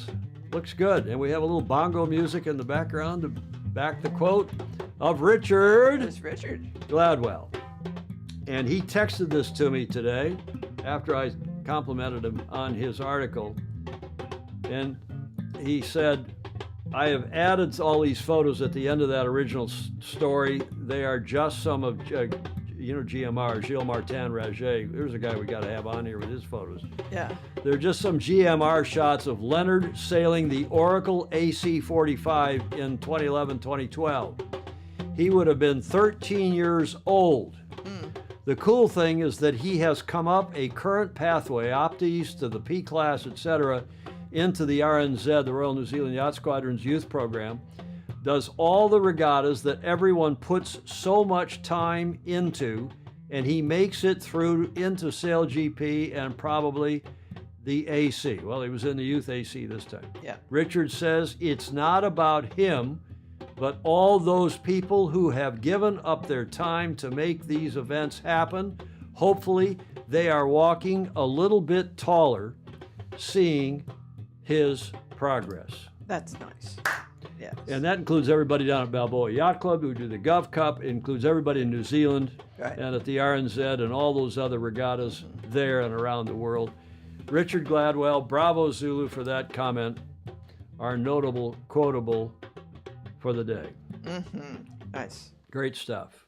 Okay, Julia, that's to the D block now. Let's get to a couple of the funnies and then wrap this one up. We'll be still short of 2 hours, I think. Not the hour and a half that that John Emmett likes. Yeah. But we got to carry on here. When anybody doesn't, they can sign off and watch it in replay or whatever. Or scroll through later. Oh, sweetie, you should be more careful, Karma is saying to the guy on the on the Ski-Doo. By the way, a bunch of sailors say hi. Do you know how much sailors hate those things? And on our little lake, I tell you what, they are awful, and they make a lot of noise, and the kids are running around not paying attention, and they're unsafe.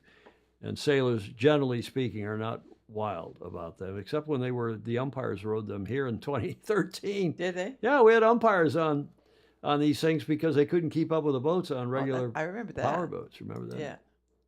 That, of course, is a clean one from Ted Ryman. He sent a not so clean one that I can't use, but here's another clean one from Ted Ryman. After 20 years of living on a boat, it's the only way we can get a good night's sleep. Ted Ryman sent that one along. Yeah.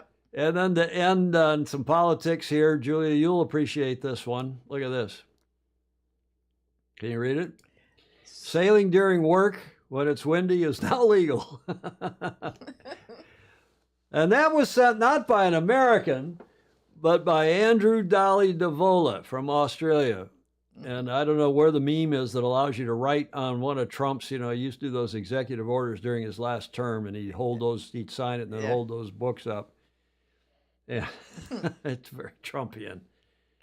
But sailing should be legal if it's breezy, and you shouldn't be marked off. And obviously, that's not a Trumpism, but it is a sentiment. I hope he would share. Julia, we are to the finish line, thank goodness. And you like to say, please like, follow, and share. It's very much appreciated on the other side. Clark Chapin says, well said, Richard. Bravo Zulu Richard from Rob Fry, Leo's dad down in New Zealand. Thanks, Rob, for your help this morning. Great quotes from Richard. Blake Middleton, who joined late in the show. Yep, it was a jet ski. Yeah, Ski-Doo or a jet ski. Feel good for BYC and Gov Cup. Yeah, Bobby Steele, who's our weatherman extraordinaire for Gov Cup and a hell of a good sailor. I've sailed a lot of miles with Bobby. Bobby Steele. No wake. I'd go to that jet skiers. I'd go to that jet skiers. Ted Ski. Nice, especially if you sail coach for a living. Yeah, like, follow, and share. Rick Bannerow is saying, thanks for another great show. Thank you, Mr. President. We have an AAAA for Friday from Alistair. Oh, good. Joe Holtzman, thank you to you, sir, for your kind comment. Also, comments are welcome, even in replay. If you're watching us in replay, we always leave comments open for those of you so watching. Thanks again to all of you who support us. Patreon.com/Doing/Sailing Illustrated. We appreciate a few bucks a month from the many of you who do contribute. It keeps us, Julia, on the air and our studio well fed. We have 2 items coming today. Do we? Yeah, kind of, $6 here, $20 there to help improve our studio experience. And thanks to you who sign up via Patreon or send us a check direct or even send us a bottle of booze or 2. Mm-hmm. I don't drink, but Julia, you do, and some of our others do. And yeah, they're classy for the... Well, it is class. That's thanks to Peter Stevenson. We have our CCSC AGM, our club there in Weymouth. They have their AGM Friday, so catch you live next week. Okay, we'll miss you, John. Tune in. And, in fact, send us a picture live from your Castle Cove Sailing Club AGM. And Dave Rollstone, thanks to you for joining us. I don't remember your name on before, but... and Rob Fry, thank you. I didn't want to say for sure, but SailGP has just now announced that Chris Draper is going to the Australian team. Chris Draper, famously good sailor. Pete Cariso, thank you, Cariso. Liquor Store Illustrated. Well, at least Wine and Champagne Illustrated anyway, but we have covered some. Thank you all. Thank you very much, especially those of you who give us audio, video, and images for today's show. Final thought, Julia? No, today was fun. We've been having fun, a lot of fun lately. Yeah. I think people like shows where we cover a lot of different topics. Yeah. In the words of the late Senator Everett Dirksen, quote, $1 billion here, $1 billion there. Pretty soon you're talking about real money. Mm-hmm. I don't drink, but apparently the graphics department does. Yeah, that is true, right, Julia? Right. We got to get out. Knock on that door, Julia. Tell that graphics department to get good over there in the control room, the real control room, not here. Thanks, everybody. Have a great rest of your week. We'll see you on Friday, except for John Emmett, who won't apparently be with us. But hopefully the rest of you will be. In the meantime, sail fast, sail safe, and have fun. Ciao for now.